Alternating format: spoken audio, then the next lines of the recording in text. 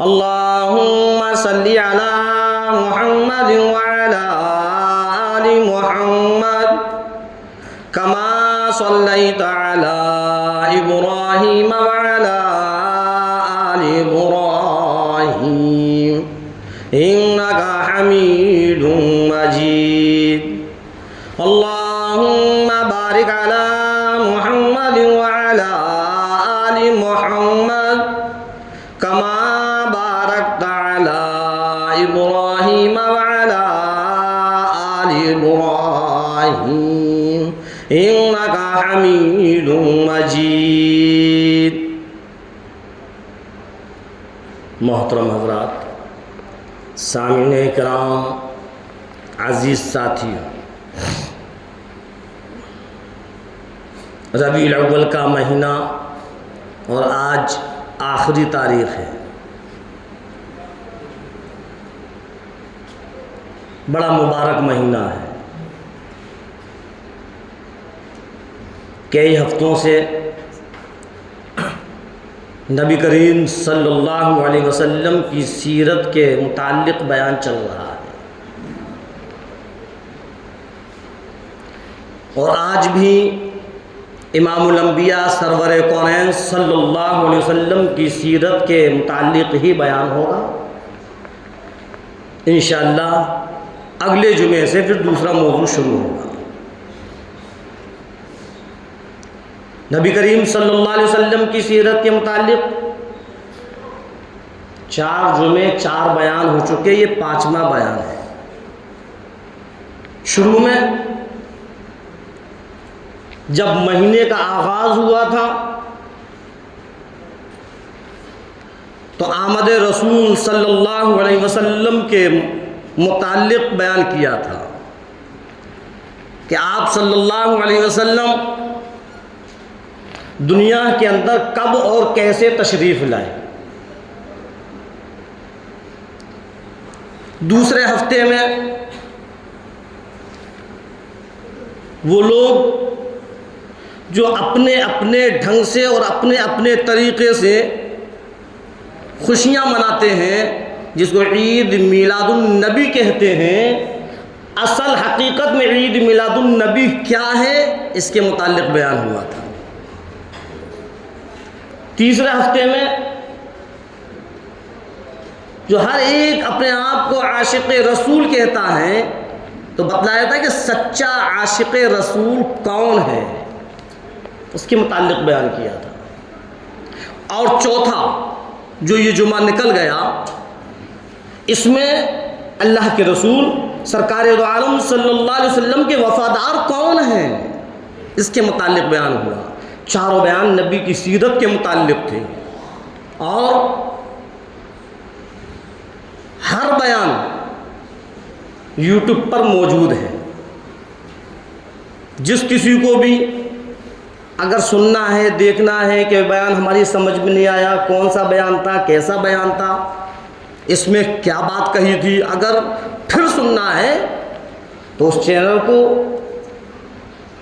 आप ढूंढें और बड़ा आसान है, यूट्यूब पर जाकर मौला हाशिम फिरोज़ाबादी कहकर निकालेंगे, सारे बयानात निकल आएंगे और सारे चारों नहीं बल्कि जितने भी बयानात हो रहे हैं सब बयानों की फहरिस्त निकल आएगी और फिर सुने और फिर उसमें ये देखें कि इसमें बतलाया क्या है और हम और आप कर क्या रहे हैं। हाँ, अल्हम्दुलिल्लाह, अल्लाह का एहसान है, उस परवरदिगार आलम का इनाम है कि उस रब्बे कायनात ने सरकारे दो आलम सल्लल्लाहु अलैहि वसल्लम की उम्मत में हम और आपको पैदा किया है और अल्लाह के रसूल सरकारे दो आलम सल्लल्लाहु अलैहि वसल्लम ने इस अपनी उम्मत के लिए कैसी कैसी परेशानियां और कैसी कैसी मुसीबतें और कैसी कैसी तकलीफें बर्दाश्त की हैं। जब भी सोचा सरकार दो आलम सल्लल्लाहु अलैहि वसल्लम ने उम्मत के बारे में सोचा जब भी फिक्र की उम्मत के बारे में फिक्र की, अर्श पर भी उम्मत की फिक्र, फर्श पर भी उम्मत की फिक्र, यहाँ तक कि क़यामत के दिन मैदान हश्र में जहाँ नफ्सी नफ्सी का आलम होगा, कोई किसी का नहीं होगा, वहाँ भी सरकार दो आलम सल्लल्लाहु अलैहि वसल्लम की ज़बान मुबारक पर जो अल्फाज होंगे वो यही होंगे, ऐ परवरदिगार आलम मेरी उम्मत की मग़फ़िरत फरमा, मेरी उम्मत को माफ़ फरमा, मेरी उम्मत की मग़फ़िरत फरमा, मेरी उम्मत की गलतियों को माफ़ कर दे, उनकी ख़ताओं को माफ़ कर दे। ऐ रब्बे करीमो मेरी उम्मत ने जो नाफरमानियाँ की, जो गुनाह किए, जो ख़ताएँ की, जो गलतियाँ की, मेरी उम्मत को माफ़ फरमा। कितनी फ़िक्र है सरकार दो आलम सल्लल्लाहु अलैहि वसल्लम को इस उम्मत की, और कितनी मोहब्बत है इस उम्मत से। आपके दिल के अंदर हर वक्त एक ही फिक्र रहा करती थी, आपकी एक ही आरज़ू थी, आपकी एक ही तमन्ना थी, आपकी एक ही जुस्तजू थी, परवरदिगार आलम के सामने सिर्फ एक ही बात थी कि मेरी उम्मत जहन्नम के गड़े से बच जाए, मेरी उम्मत जन्नत में जाने वाली बन जाए। बस इसी फिक्र को लेकर आपने तरह तरह की परेशानियां बर्दाश्त की। अब अंदाज़ा लगाओ कि जब सरकार दो आलम सल्लल्लाहु अलैहि वसल्लम को इस उम्मत से इतनी मोहब्बत है, इतनी मोहब्बत है, तो उम्मत को भी चाहिए कि सरकार दो आलम सल्लल्लाहु अलैहि वसल्लम की मोहब्बत हो। हाँ, और बतलाया था मैंने कि मोहब्बत सिर्फ कहने से नहीं, हमारे अमाल हो, हमारे अफ़आल हो, हमारा किरदार हो, हमारा मुआशरा हो, हमारे मामलात हो, सब नबी के तरीक़े के मुताबिक, और हर वक्त हमारी ज़बान पर सरकार दो आलम सल्लल्लाहु अलैहि वसल्लम के लिए दरूद पाक। अभी खुतबे के दौरान जो मैंने आयत पढ़ी थी उसमें परवरदिगार आलम ने यही फरमाया है, इन्नल्लाह व मलाइकतहु युसल्लूना अलन नबी, और आप पर सरकार दो आलम सल्लल्लाहु अलैहि वसल्लम का ये हक़ है कि हम आपके लिए दरूदो सलाम पढ़ें। हाँ, हर एक पर। अब कुछ लोग ऐसे हैं वो सिर्फ ये समझते हैं और ये दावा करते हैं कि हम ही दरूदो सलाम पढ़ते हैं, कोई और नहीं पढ़ता। कुरान करीम में तो अल्लाह ने सबके लिए फरमाया है, तो फिर ऐसे कैसे हो सकता है कि मुसलमान हो और नबी पर दरूद व सलाम ना पढ़े? हम लोग आपस में बट गए, कोई बहावी है, कोई देवबंदी है, कोई बरेलवी है, कोई सुन्नत वल जमात है, कोई अहले हदीस है, कोई जमात इस्लामी है। हमने अपने आप को बांट लिया और एक दूसरे की मुखालिफत करने लगे। वो ऐसा करते हैं, वो यूं करते हैं, वो ये हैं, वो ऐसा नहीं करते, वो ऐसा नहीं करते, बस एक दूसरे की बुराइयों में लग गए। जो काम हम और आपको करना था, उस काम को छोड़कर शैतान मरदूद मलऊन ने एक दूसरे की बुराइयों में लगा दिया कि तुम उसकी बुराइयां करो, तुम उसकी बुराइयां करो, तुम उसकी बुराइयां करो। अल्लाह के बंदो, ये देवबंदियत, ये बरेलवियत, ये अहले हदीस, ये सुन्नत वल जमात, ये जमात इस्लामी, ये तबलीगी जमात, ये जमात जितने भी हैं, इन सब से हटकर ये भी तो कहो कि कोई ईमान वाला है या नहीं। सबसे पहला काम तो ईमान है।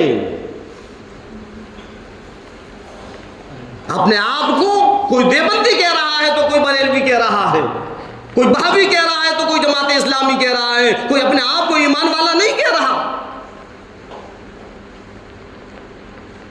खुदा के वास्ते इन फिरकों को ख़त्म करो, आपस में नफरतों को ख़त्म करो। कोई मुसलमान ऐसा नहीं है जो सरकार दो आलम सल्लल्लाहु अलैहि वसल्लम पर दरूद व सलाम न पढ़ता हो। अब समझना यह है कि परवरदिगार आलम ने फरमाया कि लोगों, अल्लाह और उसके रसूल, अल्लाह और उसके फरिश्ते, इन्नल्लाह मलाइकतहु युसल्लूना अलन नबी, परवरदिगार आलम और उसके तमाम फरिश्ते इमामुल अंबिया महबूबे किब्रिया सरवरे कौनैन सल्लल्लाहु अलैहि वसल्लम पर दरूद व सलाम पढ़ते हैं। ए ईमान वालों, तुम भी दरूद व सलाम पढ़ो। कुरान करीम ने तो बतला दिया, कुरान करीम ने दिखला दिया, ये फैसला कर दिया कि इमामुल अंबिया पर दरूद व सलाम पढ़ना जरूरी। इमामुल अंबिया सरवरे कौनैन सल्लल्लाहु अलैहि वसल्लम पर जो दरूद व सलाम ना पढ़े वो मुसलमान हो ही नहीं सकता। क्यों? इसलिए कि कुरान पर हमारा ईमान है, और जो कुरान का मुनकिर हो जाएगा तो फिर मुसलमान कहां है? अब समझना यह है कि जिस दरूद और सलाम के लिए अल्लाह तबारक ताला ने फरमाया, सरकार दो आलम सल्लल्लाहु अलैहि वसल्लम ने वो कौन सा दरूद और सलाम बतलाया? साहबे कराम कौन सा दरूद और सलाम पढ़ा करते थे? हज़रत बकर सिद्दीक रज़ी अल्लाह अन्हु के हालात जिंदगी को उठा कर देखो, कौन सा दरूद और सलाम जबान पर हुआ करता था। हज़रत उमर फारूक रज़ी अल्लाह अन्हु के हालात जिंदगी को उठा कर देखो, कौन सा दरूद और सलाम पढ़ा करते थे। कमोबेश 1,29,000 साहबा कराम में कौन सा दरूद और सलाम उनकी जबान पर होता था? कभी सोचा हमने कि जो हम और आप जिस दरूद व सलाम को पढ़ रहे हैं, क्या ये दरूद व सलाम साहबा ने पढ़ा था? और अगर पढ़ा है तो वो कौन सा दरूद व सलाम है? हदीसों के अंदर मौजूद है, जब ये आयत पाक नाज़िल हुई, साहबे कराम ने पूछ लिया, है इमामुल अंबिया सरवरे कौनैन सल्लल्लाहु अलैहि वसल्लम, कैफा नुसल्ली, कौन सा हम दरूद पढ़े? एक एक चीज पूछा करते थे, एक एक चीज। हम आप पर कौन सा दरूद पढ़े? सलाम तो हम जानते हैं, जो नमाज में अत्तहियातु लिल्लाहि वस्सलावातु वत्तय्यिबात, अस्सलामु अलैका अय्युहन नबी व रहमतुल्लाहि व बरकातुहू, अस्सलामु अलैना व अला इबादिल्लाहिस सालिहीन, अशहदु अल्ला इलाहा इल्लल्लाह व अशहदु अन्ना मुहम्मदन अब्दुहु व रसूलुहू। सलाम तो ये हम नमाज में पढ़ते हैं, लेकिन दरूद कौन सा है जिसके लिए परवरदिगार आलम फरमा रहा है कि दरूद व सलाम पढ़ो?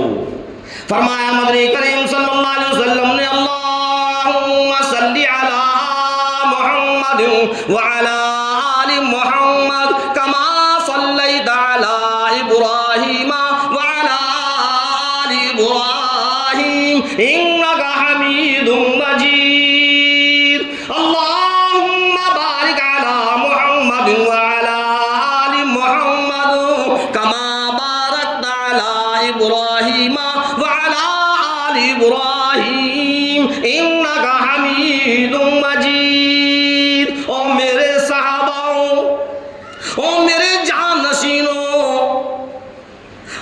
मेरे सहाबाओं, ये दरूद है, इस दरूद को पढ़ा करो। अल्लाह के रसूल सरकार दो आलम सल्लल्लाहु अलैहि वसल्लम ने क्या बतलाया?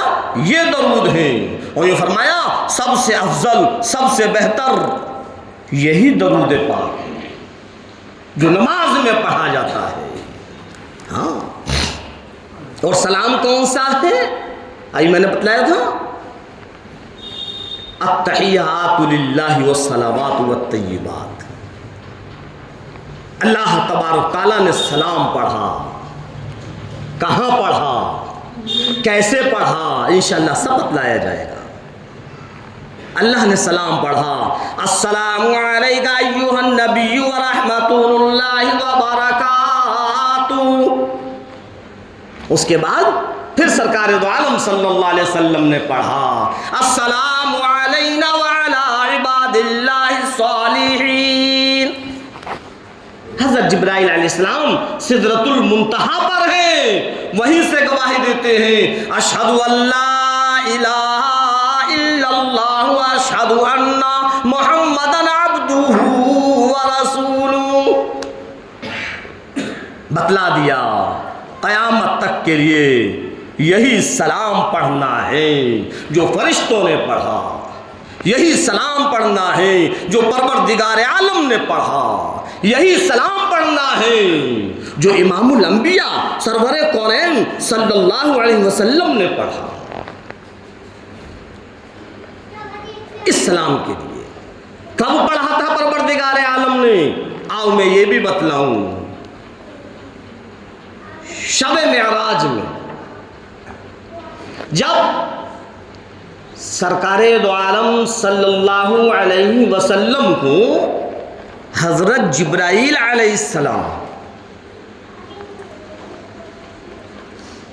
मेराज के लिए ले जा रहे हैं।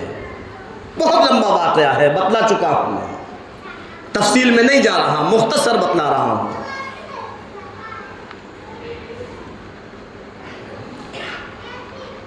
तो जब आप मेराज के लिए ले जा रहे हैं, पहले आसमान पर, दूसरे आसमान पर, तीसरे आसमान पर, चौथे, पांचवें, छठे आसमान पर, और इससे पहले बैतुल मुक़द्दस भी गए। वहां सारे नबियों की इमामत परवरदिगार आलम ने सरकार दो आलम सल्लल्लाहु अलैहि वसल्लम से करवाई, फिर आसमान पर पहुंचे। अच्छा, छठे आसमान पर आपने एक चीज देखी। देखते क्या है कि एक दरख्त है और उसकी छांव में कुछ बच्चे बैठे हुए हैं और कुरान करीम पढ़ रहे हैं। एक पढ़ाने वाले हैं, कौन है? हज़रत इब्राहीम अलैहिस्सलाम, जो उन बच्चों को कुरान करीम पढ़ा रहे हैं। अल्लाह के रसूल सरकार दो आलम सल्लल्लाहु अलैहि वसल्लम ने पूछा, कौन है ये? कौन है ये? अर्श पर भी कुरान करीम पढ़ा जा रहा है। कौन से बच्चे हैं ये जिनको ये मकाम मिला कि एक नबी और उन बच्चों को कुरान सिखला रहे हैं? हज़रत इब्राहीम अलैहिस्सलाम कुरान करीम की तालीम दे रहे हैं। आवाज़ आई, बतलाया गया, मेरे महबूब ये वो बच्चे हैं जिन्होंने दुनिया के अंदर कुरान करीम को पढ़ने की इब्तदा की। गौर करना, क्या आवाज़ आई? ये वो बच्चे हैं जिन्होंने दुनिया के अंदर कुरान करीम को पढ़ने की इब्तिदा की। अभी कुरान करीम मुकम्मल ना हो सका, हाफिज कुरान ना बन सके। किसी ने एक पारा पढ़ा, किसी ने 2 पारे पढ़े, किसी ने 5 पारे पढ़े, किसी ने आधा कुरान कर लिया, लेकिन वक्त आ गया, दुनिया छोड़ चले, खत्म हो गया दुनिया में पढ़ने का सिलसिला। उनकी आरज़ू थी, उनकी तमन्ना थी, उनकी ख्वाहिश थी, उनके माँ बाप की भी यही आरज़ू थी, मेरा बच्चा हाफिज़ कुरान बन जाए, मेरा बच्चा कुरान करीम को पढ़ने वाला बन जाए। उनकी आरज़ू दिल के अंदर रह गई, उनकी तमन्ना दिल के अंदर रह गई। वो सोचने लगे, अब क्या होगा, मेरा बच्चा तो दुनिया से चला गया, पूरा कुरान ना पढ़ सका, हाफिज़ कुरान ना बन सका। फरमाया परवरदिगार आलम ने, मेरे महबूब ये वही बच्चे हैं जो दुनिया के अंदर कुरान करीम ना पढ़ सके, लेकिन उनका इरादा ये था कि हाफिज़ कुरान बन जाए। कल क़यामत के दिन जब वो उठेंगे तो हाफिज़ कुरान बनकर उठेंगे। कौन पढ़ा रहा है? हज़रत इब्राहीम अलैहिस्सलाम पढ़ा रहे हैं। अल्लाह ने दिखलाया। इसलिए हर माँ बाप को और हर बच्चे को ये इरादा करना चाहिए कि इंशाअल्लाह हम हाफिज़ कुरान बनेंगे, और हर माँ बाप को ये चाहिए कि अपने बच्चे को हाफिज़ कुरान आलिम दीन का इरादा कर कर और मदारिस के अंदर दाखिला कराएं। अब अगर किसी वजह से उसका वक़्त आ गया और वो हाफिज़ कुरान न बन सका, कल क़यामत के दिन खुदा की कसम जब मैदान हश्र में खड़ा होगा तो हाफिज़ कुरान बनकर खड़ा होगा। अल्लाह रब्बुल इज़्ज़त फरमाएगा, ओ मेरे बंदे, ओ मेरे बंदे, ला तेरे माँ बाप कहाँ हैं? इरशाद फरमाया मदनी करीम सल्लल्लाहु अलैहि वसल्लम ने, जहाँ और बच्चों के हाफिज़ कुरान जो बच्चे, जहाँ उन हाफिज़ कुरान के माँ बाप पर, सर के माँ बाप के सरों पर जब ताज पहनाया जाएगा, खुदा की कसम वो बच्चा जो दुनिया में सिर्फ नूरानी कायदा पढ़ कर गया लेकिन इरादा उसका हाफिज़ कुरान का था, अल्लाह उसके माँ बाप को भी वो ताज पहना देगा। क्यों? इसलिए कि वो हाफिज़ कुरान बन जाएगा। हाँ, हर एक का इरादा यूं हो। शैतान तो है जो दिल के अंदर ये वसवसे डालता है, शैतान तो है जो दिल के अंदर ये वसवसे डाल देता है कि अरे क्या करेंगे बच्चे को पढ़ा लिखा कर, चलो किसी स्कूल के अंदर दाखिला कराते हैं, डॉक्टर बनेगा, इंजीनियर बनेगा, वकील बनेगा और कुछ अच्छी खासी सैलरी मिलेगी, तनख्वाह मिलेगी। अगर हमने हाफिज़ कुरान बना दिया, अगर हमने आलिम दीन बना दिया, क्या करेगा? 2000, 4000, 8000, बस कैसे जिंदगी बसर करेगा? ये हम लोगों की सोच बनी हुई है। और फिर इस सोच को जो हमने अपने दिलो दिमाग में रख ली है, इसी सोच की वजह से फिर अपने बच्चों को हम मदारिस के अंदर नहीं पढ़ाते। बस बहुत है, बहुत है, बस कुरान पढ़ लिया तूने, ठीक है, अब चल हाई स्कूल कर, इंटर कर, बीए कर, वकील बन, डॉक्टर बन, इंजीनियर बन, जिससे कि तू अपनी जिंदगी के मरहले को तय करे। तो इसमें कमी किसकी है? कमी तो हम और आपकी है। हम क्यों आलिम दीन को और हाफिज़ कुरान को और मस्जिद के इमाम को हम क्यों इतनी कम तनख्वाहें देते हैं, जिस पर हम और आपको सोचना पड़ता है कि क्या करेगा, कैसे जिंदगी गुजारेगा। मैं अपने बच्चों को हाफिज़ कुरान बना दूं, किसी मस्जिद का इमाम बन जाएगा, 2000, 8000, 10,000 में क्या मिलेगा उसको, कैसे बच्चे पालेगा? चल हट, बस तेरा कुरान मुकम्मल हो गया, चल अब तू स्कूल की डिग्री ले। कोई इमाम को अपनी जेब से तनख्वाह देता है? सोचना, बड़े पॉइंट की बात बता रहा हूं। कोई इमाम को या मौज़िन को अपनी जेब से देता है? चंदे से होता है ना? जहां मस्जिद के सारे अखराजात चंदे से हो रहे हैं और जहां मस्जिद के चंदे से हम 2000, 4000, 5000, 8000 निकाल रहे हैं, अगर हमने इमाम की तनख्वाह 15-20 कर दी, क्या परवरदिगार आलम इतना चंदा नहीं करवाएगा? बतलाओ। लेकिन हमने क्या सोचा है, अजी बस इतना ही बहुत है, इमाम साहब ड्यूटी कहां देते हैं, बस सिर्फ नमाज ही तो पढ़ाते हैं, वो काम ही क्या है उनका? आए, अरे जैसे अपनी नमाज पढ़ेंगे वैसे उन्होंने नमाज पढ़ा दी। तो एक बात कान खोल कर सुन लेना, कोई भी इमाम, कोई भी आलिम दीन नमाज पढ़ाने का इवज़ नहीं लेता, और ना हम और आप में ये ताकत है कि नमाज पढ़ाने का हम उसको इवज़ दे सकें। जी इसकी जो मशगूलियात हैं और जो इसके ऊपर जो जिम्मेदारियां हैं, वो जिम्मेदारी की हम तनख्वाह उसको देते हैं, ना कि नमाज पढ़ाने की। फिर हम और आप उलमाए दीन की बुराइयां करना शुरू कर देते हैं। हाँ, जो हकीकत है वो बोल रहा हूं, कड़वी लगे तो मुझे माफ कर देना।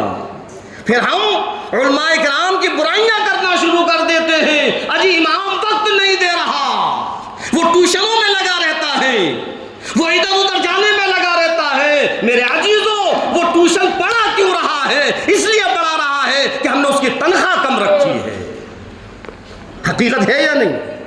अगर हम आज के माहौल के एतबार से और आज की आमदनी के एतबार से हम अपने आप को देखें कि हमारे अखराजात किस तरीके से पूरे होते हैं, इमाम भी एक इंसान है, उसके अखराजात कैसे पूरे होंगे, अगर हम भरपेट उसको तनख्वाह दे दे जिसमें कि उसके अखराजात हो जाए, खुदा की कसम वो ट्यूशन पढ़ाने नहीं जाएगा, वो पूरी जिम्मेदारी देगा। तो कमी तो हम और आप में है। हम तो बस ये समझते हैं कि इमाम फरिश्ता है, बस 2000-4000 में अपने काम कर लेगा, फरिश्ता है वो। नहीं, वो भी एक इंसान है, उसके साथ भी जिम्मेदारियां हैं, उसके साथ भी घर अहल सब हैं, उसके भी औलाद हैं, उसके भी बच्चे हैं, उसके साथ भी अखराजात हैं। मेरे अजीजों, जरा देखो तो सही महंगाई कितनी बढ़ चुकी है, और हम और आप वही पुराने जहन में घूम रहे हैं कि बस इमाम को बस इतना ही दे दो काफी है। फिर ये हमारी सोच जो हमने बना रखी है, इसका इतना भारी नुकसान है, इतना भारी नुकसान है कि फिर उम्मत अपने बच्चे को हाफिज कुरान और आलिम दीन बनाने से कतराते हैं। अगर इनको इतनी ही जिसमें इसके अखराजात इत्मीनान से हो जाए, अगर इतनी तनख्वाह मुकर्रर कर दी जाए, खुदा की कसम, तो फिर हम बच्चे को हाफिज कुरान और आलिम दीन बनाएंगे, क्योंकि फिर वो हम समझेंगे कि वो इतना तो मिलता है कि वो अपने अखराजात पूरे कर ले, फिर उसको इधर उधर भागना नहीं पड़ेगा। अपनी सोच को बदलें। हाँ, बहरहाल तो बतला रहा था मैं कि क़यामत के दिन वो बच्चा हाफिज कुरान बनकर उठेगा। अल्लाह तबारक ताला ने मेराज वाली रात में छठे आसमान पर सरकार दो आलम सल्लल्लाहु अलैहि वसल्लम को दिखला दिया। सातवें आसमान पर पहुंचे, सिदरतुल मुंतहा पर पहुंचे। हज़रत जिब्राइल अलैहिस्सलाम कहने लगे, इमामुल अंबिया सरवर कौनैन सल्लल्लाहु अलैहि वसल्लम, मेरी हद ख़त्म हो गई, मेरी इंतहा हो गई, अब आपका आगाज शुरू, आपकी इब्तदा, मेरी इंतहा। ए जिब्रील आगे नहीं चलोगे, ए जिब्रील आगे नहीं चलोगे, ए अल्लाह के नबी आगे जाने की अब मेरी हद नहीं है, अब आगे नहीं बढ़ सकता। फरमाया मदनी करीम सल्लल्लाहु अलैहि वसल्लम ने, जिब्रील चलो मेरे साथ चलो, अभी तक आप मेरे साथ रहे, यहाँ आकर मेरा साथ क्यों छोड़ते हो? हे अल्लाह के नबी, अगर मैं इस सिदरतुल मुंतहा से आगे बढ़ गया, रब्बे जुल जलाल की कसम, अल्लाह के नूरानियत के जलवे से मैं जलकर खत्म हो जाऊंगा। अब तो आप हैं और आपका रब है, आप हैं और आपका रब है। 70,000 नूरानी पर्दों को हटाते हुए सरकार दो आलम सल्लल्लाहु अलैहि वसल्लम आगे तशरीफ ले जा रहे हैं। परवरदिगार आलम फरमा रहा हूं, मेरे नबी चलते आओ, चले आओ, चले आओ, आ जाओ, आओ मेरे नबी आ जाओ। सरकार दो आलम सल्लल्लाहु अलैहि वसल्लम पहुंच गए, अल्लाह का दीदार हो गया, मेराज हो गई। अल्लाह रब्बुल इज़्ज़त ने फरमाया, ओ मेरे नबी, कुछ आप मेरे लिए लाए? जब कोई कहीं आता है तो कुछ लेकर आता है। इरशाद फरमाया मदनी करीम सल्लल्लाहु अलैहि वसल्लम ने, परवरदिगार आलम, मैं आपके लिए एक तोहफा लेकर आया हूं। अब अल्लाह और उसके रसूल में कलाम हो रहा है, अल्लाह उसके रसूल में बात हो रही है। मदनी करीम सल्लल्लाहु अलैहि वसल्लम फरमा रहे हैं, ऐ परवरदिगार आलम, मैं एक तोहफा लेकर आया हूं। इरशाद फरमाया परवरदिगार आलम ने, ओ मेरे महबूब, ओ मेरे नबी, अगर खाने की चीज लेकर आए हो, मैं खाने से पाक हूं। अगर पीने की चीज लेकर आए हो, मैं पीने से पाक हूं। अगर बीवी बच्चों के लिए कुछ लाए हो तो लम यलिद वलम यूलद, न मेरी कोई औलाद, न मैं किसी की औलाद। इरशाद फरमाया मदनी करीम सल्लल्लाहु अलैहि वसल्लम ने, परवरदिगार परवरदिगार आलम, तू सारी की सारी कायनात का मालिक, तू जर्रे जर्रे का मालिक, तू दरख्तों के पत्ते पत्ते का मालिक, तू अला कुल्ली शैइन कदीर है, हर चीज का मालिक तू है। लेकिन खुदा की कसम मैं ऐसा तोहफा लेकर आया हूं जो तेरे पास नहीं है। किसने कहा? सरकार दो आलम सल्लल्लाहु अलैहि वसल्लम ने फरमाया, ऐ परवरदिगार आलम, तू हर चीज का मालिक है, पत्ते पत्ते का मालिक है, जर्रे जर्रे का मालिक है, समंदर की कतरे कतरे का मालिक है। तेरी जात अला कुल्ली शैइन कदीर है, सारे के सारे खजानों का तू मालिक है। लेकिन मैं ऐसा तोहफा लेकर आया जो तेरे पास नहीं। आओ 15वीं सदी के मुसलमानों, आखिर कौन सा ऐसा तोहफा है जो इमामुल अंबिया सरवरे कौनैन सल्लल्लाहु अलैहि वसल्लम अपने रब के पास लेकर पहुंचे और फरमा रहे हैं, ए रब तेरे पास नहीं। इरशाद फरमाया मदनी करीम सल्लल्लाहु अलैहि वसल्लम ने, ऐ परवरदिगार आलम, तू किसी का मोहताज नहीं, सब तेरे मोहताज हैं। मैं इंकिसारी लेकर आया जो इंकिसारी तेरे पास नहीं। मैं आजिज़ी लेकर आया, मैं अपनी ज़बानी इबादत लेकर आया, मैं अपनी माली इबादत लेकर आया।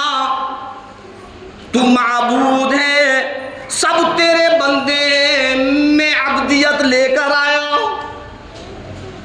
हाँ, और फरमाया मदनी करीम सल्लल्लाहु अलैहि वसल्लम ने, अत्तहियातु लिल्लाहि वस्सलावातु वत्तय्यिबात। ऐ परवरदिगार आलम, तन मेरा हो, बदन मेरा हो, दर तेरा हो। मैं अपने सारे के सारे सजदे लेकर आया, मैं अपनी सारी की सारी इबादत लेकर आया, मैं अपना तेरे सामने झुकना लेकर आया। ऐ रब्बे करीम, जितनी भी मेरी बदनी इबादतें, जितनी भी मेरी माली इबादतें, जितनी भी मेरी ज़बानी इबादतें, सब तेरे लिए। ये तोहफा है सरकार दो आलम सल्लल्लाहु अलैहि वसल्लम का। अल्लाह खुश हो गया, अल्लाह खुश हो गया, और खुश होकर फिर परवरदिगार आलम ने सरकार दो आलम सल्लल्लाहु अलैहि वसल्लम पर सलाम पढ़ा। हाँ, जो मैंने अभी शुरू आयत में कहा था ना, इन्नल्लाह मलाइकतहु यसल्लूना अलन नबी, बेशक अल्लाह और उसके फरिश्ते सलाम भेजते हैं। कब पढ़ा परवरदिगार ने आलम ने सलाम? इस वक्त पढ़ा। वो अल्फाज क्या थे? कौन सा सलाम परवरदिगार आलम ने पढ़ा? परवरदिगार आलम ने खुश होकर कहा, सलाम अलैका अय्युहन नबी व रहमतुल्लाहि व बरकातुहू। ओ मेरे नबी, ओ मेरे नबी, तुझ पर मेरा सलाम हो। ये है सलाम, तुझ पर मेरा सलाम हो। जाओ मेरी रहमतें लेकर जाओ, मेरी बरकतें लेकर जाओ। अब उस नबी को देखो, आज जिस नबी को हम भुलाए हुए बैठे हैं, उस नबी को देखो जिस नबी की नाफरमानियों में लगे हुए हैं, उस नबी को देखो जिस नबी की बात को मानने को तैयार नहीं है, उस नबी को देखो जिसके तरीके को अपनाने को तैयार नहीं है। हाय, कुर्बान जाऊं इमामुल अंबिया सरवरे कौनैन सल्लल्लाहु अलैहि वसल्लम के उस फर्श पर, उस मेराज वाली रात में अल्लाह के सामने भी, अल्लाह तबारक ताला के सामने भी सरकार अपनी उम्मत को नहीं भूले, सरकार अपनी उम्मत को नहीं भूले। जहाँ परवरदिगार आलम ने फरमाया, अस्सलामु अलैका अय्युहन नबी व रहमतुल्लाहि व बरकातुहू, सरकार दो आलम सल्लल्लाहु अलैहि वसल्लम ने फरमाया, अस्सलामु अलैना व अला इबादिल्लाहि सालिहीन। ऐ अल्लाह, तेरी सलामती, तेरी रहमतें, तेरी बरकतें मुझ पर भी हों और जितने तेरे नेक बंदे हैं, जितने तेरे नेक बंदे इबादत सालिहीन, जितने तेरे नेक बंदे हैं मेरी उम्मत के, हर उस शख्स पर जो नेक बंदों में है उस पर भी तेरी सलामती हो, तेरी रहमतें हों, तेरी बरकतें हों। अल्लाह के रसूल सरकार दो आलम सल्लल्लाहु अलैहि वसल्लम ने तो इस उम्मत को हर जगह सामने रखा है, हर जगह इस उम्मत को याद रखा है। हाँ, अल्लाह के रसूल सरकार दो आलम सल्लल्लाहु अलैहि वसल्लम का आखिरी वक्त है। गौर करना, अल्लाह के रसूल सरकार दो आलम सल्लल्लाहु अलैहि वसल्लम का आखिरी वक्त है। हज़रत इज़राइल अलैहिस्सलाम तशरीफ़ ले आए। हज़रत इज़राइल अलैहिस्सलाम कह रहे हैं कि अल्लाह आपको बुला रहा है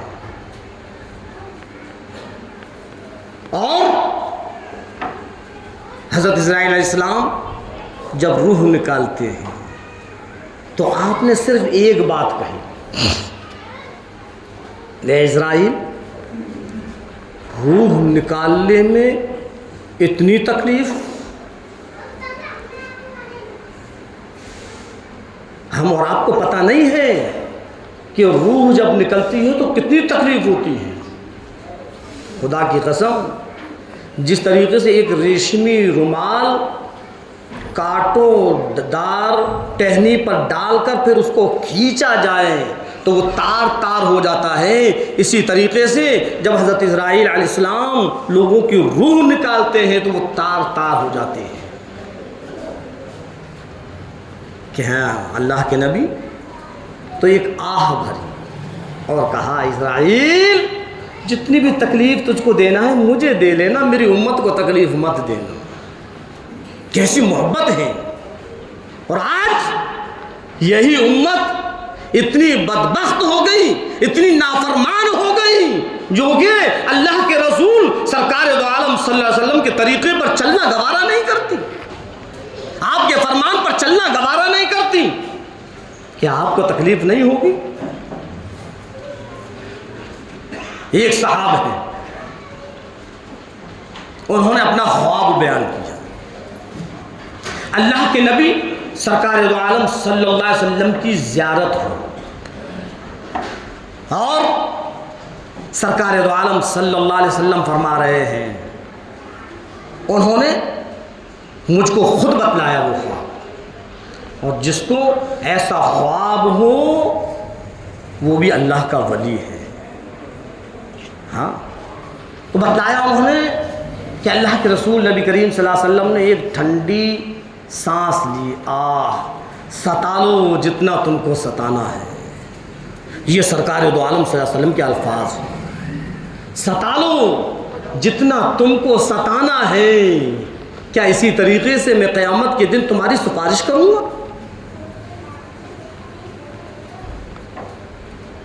कैसे अल्फाज कहे। आज हम और आप क्या कर रहे हैं? हमारे जो कारनामे हैं, जो हमारे करतूत हैं, जो हमारे मामलात हैं, जो हमारा किरदार है, सब ऐसा है जिससे नबी को बड़ी तकलीफ होती है। खुदा के वास्ते ऐसे काम मत करो जिससे इमामुल अंबिया को तकलीफ हो। छोड़ दो ऐसे काम जिससे सरकार को तकलीफ हो, वरना मैदान हश्र में सरकार दो आलम सल्लल्लाहु अलैहि वसल्लम के अलावा कोई और नहीं है जो हम और आपकी मग़फ़िरत करवाए, जो सिफारिश करवाए। और आप क्या फरमा रहे हैं? सता लो जितना भी सताना है। क्या मैं बख्शवा दूंगा? तुम इतना मुझे सता रहे हो, क्या मैं क़यामत के दिन बख्शवा दूंगा? ख्वाब देखने वाला भी कौन है? कोई ऐसा नहीं है। अक्सर व बेशतर लोग जानते हैं इस मजमे में, दुनिया से चल बसे हमारे वालिद मोहतरम हैं, उन्होंने उन्होंने ये ख्वाब देखा और उन्होंने खुद बतलाया कि ऐसे ऐसे ख्वाब देखा है। तो बतलाओ सरकार दो आलम सल्लल्लाहु अलैहि वसल्लम को कितनी तकलीफ पहुंच रही है। आज ज़रा दुनिया के मज़े लेने में हम गुनाहों के अंदर मुब्तला हो जाते हैं।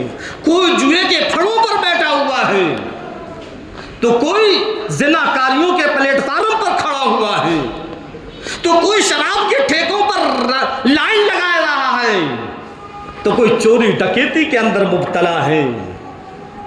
क्या है ये उम्मत मोहम्मदिया का काम नहीं है, ये उस मुसलमान का काम नहीं है जिसको अल्लाह और उसके रसूल से मोहब्बत हो। अगर अल्लाह उसके रसूल से मोहब्बत होगी तो वो मुसलमान ऐसा काम नहीं कर सकता जिससे सरकार को तकलीफ हो। खुदा के वास्ते इन कामों को ख़त्म करो। मौत का कोई पता नहीं है, मौत कब आ जाए, कब हम चले जाएं, हमें तौबा भी नसीब हो या ना हो। बहरहाल तो बतला रहा था कि ये सलाम उस मेराज वाली रात में मुकम्मल हुआ। हज़रत जिब्राइल अलैहिस्सलाम ने गवाही दी, अशहदु अल्ला इलाहा इल्लल्लाह व अशहदु अन्ना मुहम्मदन अब्दुहु व रसूलुहु। और उस सलाम को सारे के सारे साहबाओं ने पढ़ा। और गौर करें, जब हम और आप नमाज पढ़ते हैं, अल्लाह ने दिमाग दिया है, जरा गौर करें। इरशाद फरमाया परवरदिगार आलम, मेरे बंदे सना पढ़ने का वक्त आए, खड़े होकर पढ़। गौर करना, अलहम्द शरीफ पढ़ने का वक्त आए, खड़े होकर पढ़। अगर कुरान करीम की तिलावत कर रहा है तो खड़े होकर कर। याद रखना, जब मेरे नबी पर दरूद व सलाम हो, बैठ जाओ। गौर करना, बड़े पॉइंट और पते की बात बतला रहा हूं। अल्लाह क्या कह रहा है? सना खड़े होकर पढ़, अलहम्द शरीफ खड़े होकर पढ़। अगर कुरान की तिलावत कर रहा है, खड़े होकर कर। तेरी सना मुकम्मल हो गई, तेरी अलहम्द मुकम्मल हो गई, तूने सूरत भी मिला दी। मेरे सामने आजिज़ी करने के लिए झुक जा, रुकू भी तेरा मुकम्मल हो गया। और अगर आजिज़ी इंकिसारी करना, मेरे सामने सजदा रेज हो जा, तेरा सजदा भी मुकम्मल हो गया। अब मेरे नबी पर दरूद पढ़ने का वक़्त आ गया, मेरे नबी पर सलाम पढ़ने का वक़्त आ गया। खबरदार, जो तूने खड़े होकर दरूद व सलाम पढ़ा, अगर तूने दरूद व सलाम खड़े होकर पढ़ लिया, तेरी नमाज मुकम्मल नहीं होगी। अजी समझ में आई कोई बात?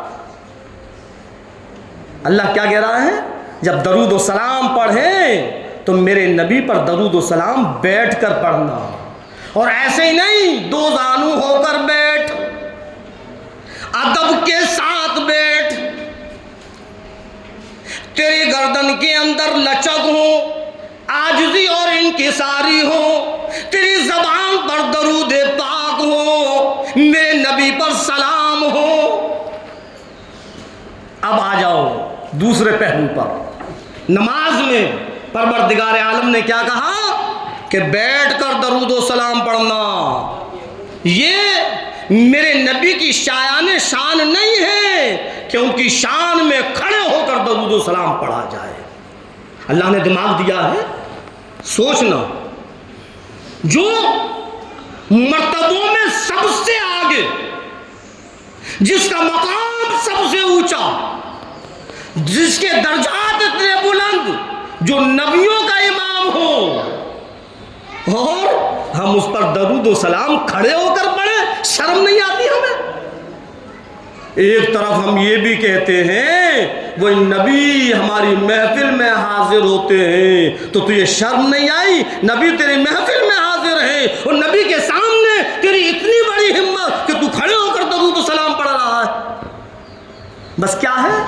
अजी चलता चला आ रहा है, बड़े बूढ़ों से चलता चला आ रहा है, वही लकीर के फकीर बने हुए हैं। नहीं मेरे आजीज़ों, अदब एहतराम करना सीखो।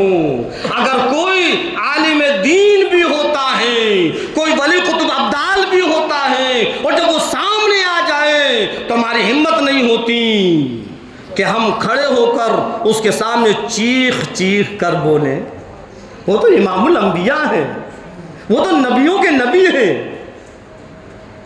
वो तो पैगंबरों के पैगंबर हैं। उनके सामने हम खड़े होकर चीख चीख कर नहीं। अल्लाह ने फरमाया दरूद व सलाम पढ़ो, लेकिन दरूद व सलाम पढ़ने का तरीका भी बतलाया। बैठ कर पढ़ो, इत्मीनान से पढ़ो, सुकून से पढ़ो, आजिज़ी और इंकिसारी तुम्हारे अंदर हो, अकड़ और चीखना और चिल्लाना ना। यह है दरूद व सलाम, हर एक को पढ़ना हो। और चीज़ बतलाऊं, अल्लाह के रसूल सरकार दो आलम सल्लल्लाहु अलैहि वसल्लम ने फरमाया कि जो मुझ पर दरूद व सलाम पढ़ता है, जो मुझ पर दरूद व सलाम पढ़ता है, अल्लाह उसके 10 गुनाह माफ़ कर देता है, 10 दर्जात बुलंद कर देता है, 10 खताएं माफ़ कर देता है। और अगर कोई दरूद पढ़ने का विरद बना ले, चलते चलते दरूद पढ़े, बैठे बैठे दरूद पढ़े, हर वक्त पढ़े, हर लम्हा पढ़े, दुकान पर बैठा हुआ है तब भी दरूद पढ़ता है, घर में बैठा हुआ है तब भी दरूद पढ़ता है, हर वक्त उसकी ज़बान पर दरूद होता है। खुदा की कसम, जब क़यामत के दिन अपनी कब्रों से उठेगा, उसके मुंह के अंदर से मुश्क की खुशबू होगी, कस्तूरी की खुशबू होगी, मैदाने हश्र मुअत्तर हो जाएगा। लोग कहने लगेंगे इलाही, ये कौन लोग हैं जिनके मुंह के अंदर से ये कस्तूरी की खुशबू आ रही है? जवाब दिया जाएगा, दुनिया के अंदर जब तुम बकवास किया करते थे, तुम गाली गलौज जबानों पर रखा करते थे, तुम हर मकर फरेब में लगे रहते थे, जबान पर हर वो कलमात रहते थे जिससे अल्लाह उसके रसूल ने मना किया, ये वो लोग हैं उसी दुनिया के अंदर अपनी जबान पर हर वक्त दरूद पाक रखते थे। कितनी बड़ी फजीलत। इरशाद फरमाया मदनी करीम सल्लल्लाहु अलैहि वसल्लम ने, अगर कोई दरूद को अपना विर्द बना ले, हर वक्त दरूद पाक पढ़ता रहे, दरूद पाक की कसरत कर ले, जब तक उसका वक्त नहीं आएगा, जब तक के ख्वाब के अंदर मेरी ज़ियारत ना कर ले। आज हमने समझा ही नहीं दरूद पाक। ए ईमान वालों, दरूद व सलाम पढ़ने की आदत डालो, दरूद पाक पढ़ने की आदत डालो। अल्लाह रब्बुल इज़्ज़त हम और आपको कहने और सुनने ज़्यादा अमल करने की तौफीक अता फरमाए। व मा अलैना